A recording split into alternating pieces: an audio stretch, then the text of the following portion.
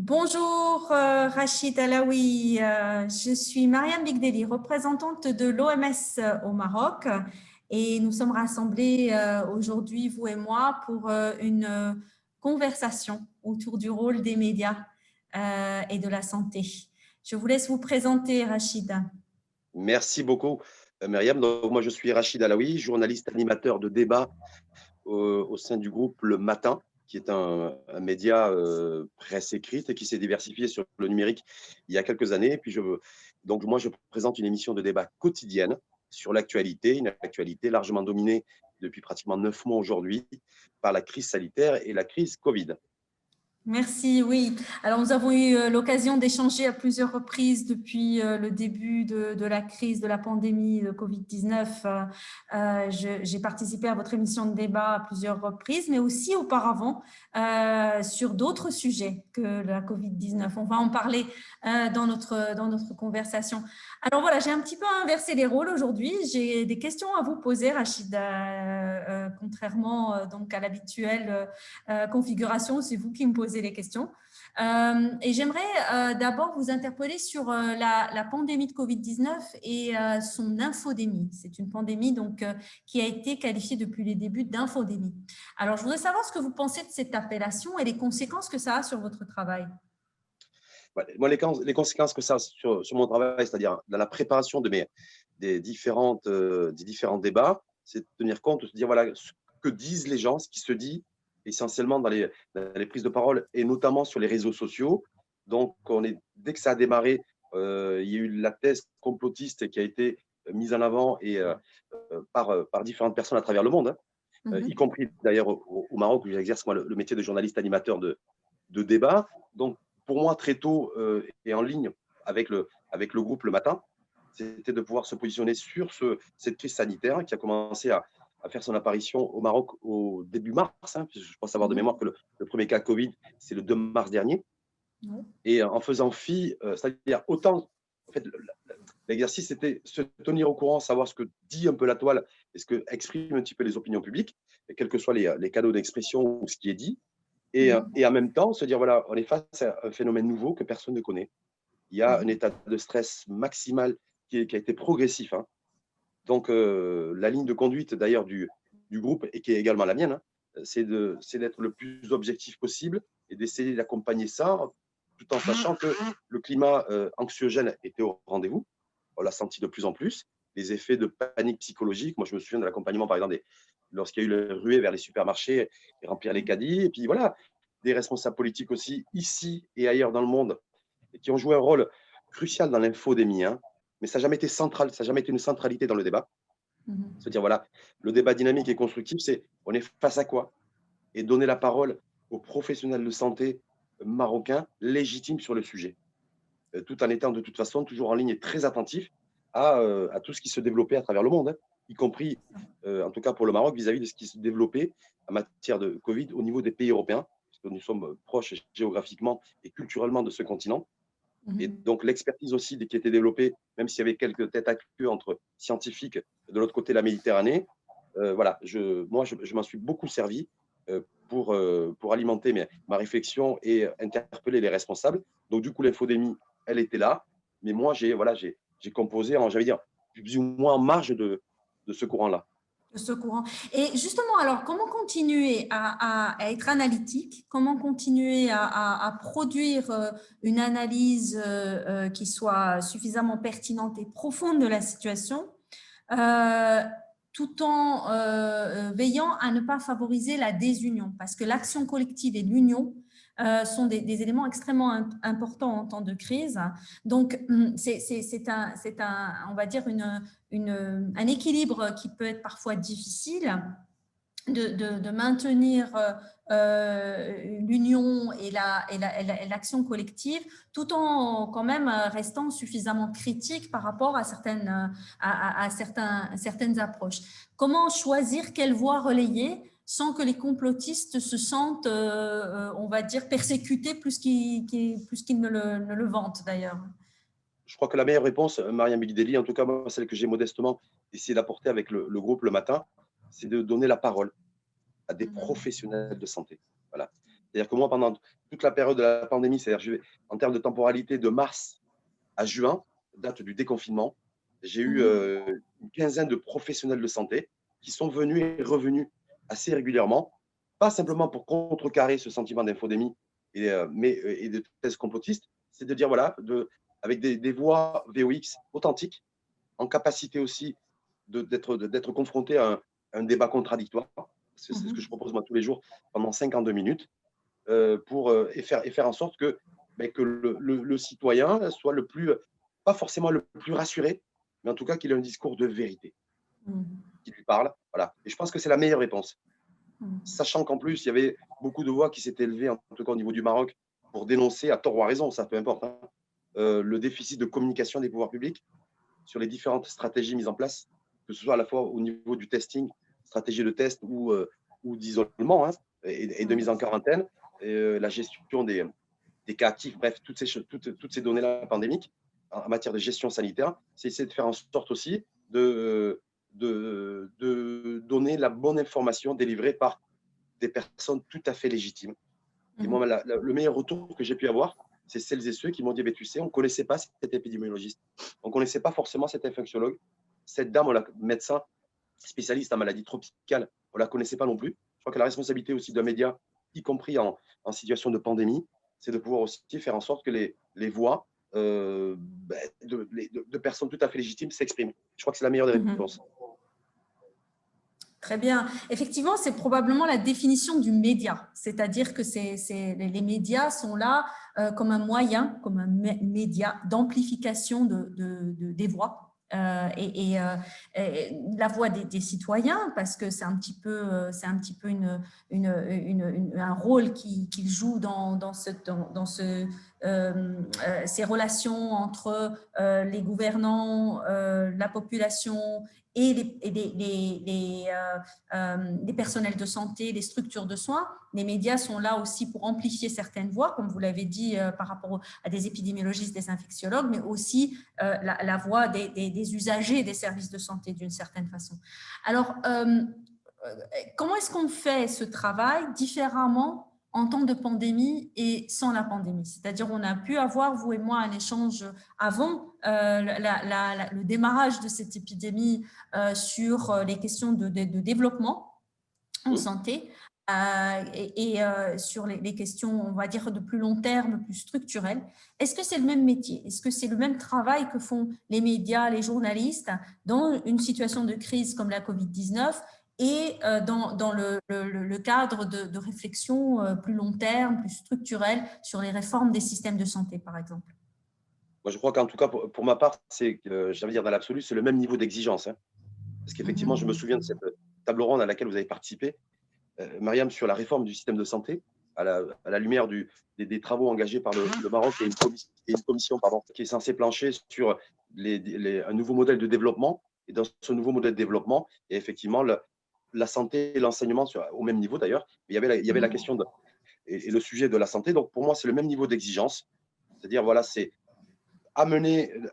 poser le débat à l'endroit, comme on dit. Moi, c'est ce que je dis souvent Mhm. dans notre jargon, en posant les véritables enjeux. Et effectivement, dès qu'on a basculé dans la pandémie, même si ça n'a pas été central au départ, mais moi, j'ai essayé chaque fois de glisser effectivement le fait que les défis aujourd'hui de notre infrastructure sanitaire sont la conséquence de politiques publiques bien antérieures. Et aujourd'hui, on voit que voilà, les projecteurs font qu'aujourd'hui, on est en situation de stress à tout point de vue. Pas suffisamment de médecins, pas suffisamment d'anesthésistes, de réanimateurs, de lits de réanimation.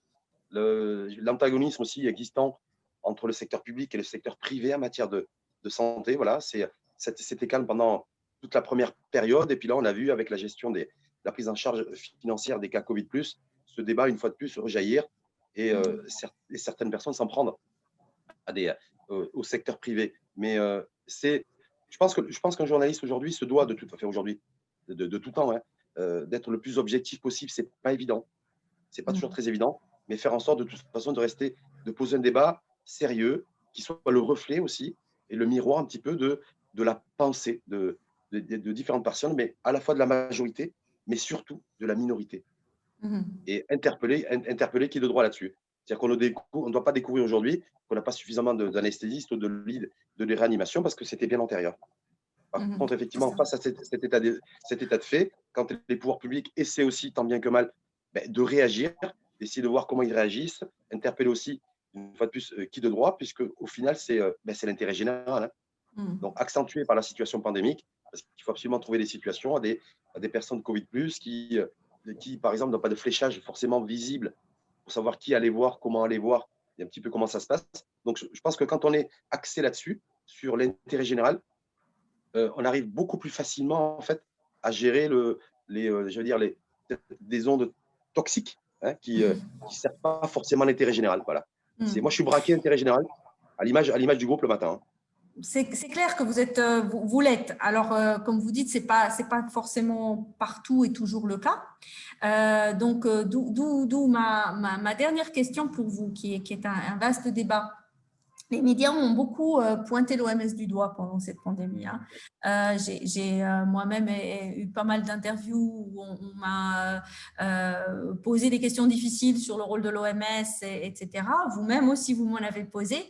L'OMS a toujours dit que nous étions prêts à faire une évaluation de notre travail durant cette pandémie, et cette évaluation a d'ailleurs déjà commencé. Est-ce que vous pensez que les médias sont prêts, eux aussi, à se plier à cette évaluation de leur rôle, de leur impact sur certains des cours de la pandémie, de l'épidémie et de la pandémie? Et comment est-ce que cette évaluation devrait avoir lieu, vous pensez? Parce que pour nous, elle est assez codifiée, elle est inscrite dans nos approches. Mais comment pourrait-on aussi impliquer les médias dans cette évaluation et dans cette auto-évaluation? Et comment est-ce qu'on peut communiquer les résultats? Je pense que la communication, en tout cas, moi, pour ma part, je m'engage. D'ailleurs, je profite de l'interrogation et de votre question, Myriam, pour vous dire que moi, je suis parfaitement favorable à vous recevoir, en tout cas, en tant que l'OMS, sur l'évaluation qui est en cours. Et donc, une fois les résultats connus, je pense qu'aussi, ce qui est important, c'est de pouvoir être le plus pédagogue possible. Peut-être qu'aussi, à votre niveau, je ne vais pas dire de choisir, d'opter pour des médias et d'être un peu sélectif, parce que c'est pas votre. C'est peut-être pas forcément, déjà, c'est pas votre ADN et c'est pas forcément une bonne chose. Mais moi, je pense que l'OMS, à l'instar d'autres institutions, s'est retrouvé aussi bousculé, hein. Je pense qu'il y a des choses aussi qu'il faut reconnaître. C'est quelque chose c'est un virus que personne ne connaissait, qu'on n'arrive toujours pas forcément à identifier, même s'il y a des vaccins qui commencent à être élaborés. Il y a encore beaucoup de zones d'ombre et d'interrogations. Mais l'évaluation, moi, je pense qu'avec de la pédagogie, avec quelque chose de très synthétique et un discours authentique et de vérité, se prêter, et ce que vous avez déjà fait, à un débat contradictoire, hein, je veux dire, je ne vois pas de problème particulier, hein. Non. Mais alors, ma question, c'est comment est-ce que les médias peuvent-ils également être évalués? C'est-à-dire que les médias ont eu un grand rôle. Ils ont sélectionné certaines informations, ils ont sélectionné des informations à diffuser, parfois en bien et parfois c'était pas forcément des choix judicieux. Je ne parle pas que du Maroc, hein, je parle dans le monde entier. Je pense qu'il y a des médias qui ont alimenté certaines théories de complotistes. Il y a des médias qui ont favorisé la dissémination d'informations parfois superficielles et pas toujours pertinentes. Donc, les médias, eux aussi, devraient être évalués d'une certaine façon. Et Oui. tous les acteurs de cette pandémie, parce que les médias sont un acteur de cette pandémie, donc ils devraient également être évalués. Comment est-ce qu'on pourrait faire cette évaluation du rôle des médias? Et comment est-ce que les médias sont prêts à se prêter à cet exercice? Et comment? Malheureusement, je ne suis pas convaincu, mais parce que pour différentes raisons, le journaliste, dans sa globalité, généralement, il est toujours en train de faire ça, de pointer du doigt une personne ou une institution ou autre, mais il a du mal en fait, à inverser le doigt vers lui. C'est Donc ça, ça. ça aussi, c'est une réalité. D'autre part, ce que je voulais aussi dire, c'est que ce qui a alimenté effectivement certains médias ou certains journalistes à reprendre certaines théories, c'est le terme que vous avez employé, je voudrais mettre le doigt aussi sur des responsables politiques qui de toute façon, ont joué un rôle prépondérant aussi à ce niveau-là. Ça se joue dans le discours politique public, qui a été rendu public. Moi, je me souviens de l'épisode de la chloroquine. D'ailleurs, c'est purement anecdotique, si on peut la partager, parce qu'on est en conversation avec un responsable, un chef de parti politique marocain qui avait organisé un webinaire au mois de mai dernier, c'est-à-dire quelques semaines avant le déconfinement, où il s'était montré, en tout cas cette formation politique-là, très critique vis-à-vis de l'efficacité de l'hydroxychloroquine. Je l'ai eu en débat quelques jours après, et en préparant l'émission, donc je suis tombé sur ce webinaire que j'avais vu très rapidement en diagonale, et donc je l'ai interpellé là-dessus. Et il était moins tranchant que lors du webinaire. Voilà. Donc, ce que je veux dire par là, c'est que la responsabilité du média, elle est là. Elle est effectivement, l'évaluation doit être faite, mais je veux dire l'évaluation aussi du discours politique et de la responsabilité du politique et du discours politique, elle est, selon moi, prépondérante. D'ailleurs, au Maroc, tout ce qui, on parlait d'infodémie en début de conversation, Myriam, c'est essentiellement, ça a essentiellement été porté, et l'élément déclencheur, par des responsables politiques, pas par des opinions publiques. Voilà, donc il y a aussi cette dynamique-là. Bon, après, effectivement, les choses sont rentrées dans l'ordre, en tout cas au niveau du Maroc, un petit peu à ce niveau-là. Mais voilà, ça, c'est juste pour répondre à votre interrogation, enfin, votre question sur l'évaluation des médias et l'évaluation du politique. Quant aux médias, moi, je pense qu'il serait effectivement extrêmement important, puisqu'on va rentrer dans une autre temporalité dans les prochains jours et les prochaines semaines, c'est-à-dire les vastes campagnes de vaccination qui vont être menées dans différents pays dans le monde. Je pense que le compte à rebours a démarré et que tout devrait être actionné et activé à partir du mois de décembre. Et voilà, donc évaluation de l'étude portée par l'OMS, ça serait important aussi de s'inscrire dans cette temporalité-là, y compris sur la vaccination. Je ne sais pas quel sera l'état d'avancement des vaccins qui seront homologués officiellement par l'OMS, parce que j'avais dire, l'OMS est peut-être attendu aussi au virage à ce niveau-là, puisqu'il y a beaucoup de débats sur l'efficacité des différents vaccins, donc l'efficacité, qui dit efficacité dit aussi sécurité. Voilà.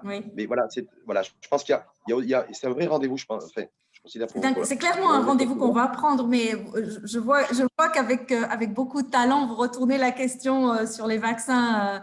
Je ne suis pas en interview avec vous, Monsieur Alaoui. Non, complètement. Je me dis, pas encore, mais non. Pas encore. Mais je vois que vous ne répondez pas forcément sur la question de l'évaluation des médias, parce qu'effectivement, c'est quelque chose qui va être très difficile à faire. Moi, je sais que j'ai été interpellée à un moment donné, enfin, j'ai interpellé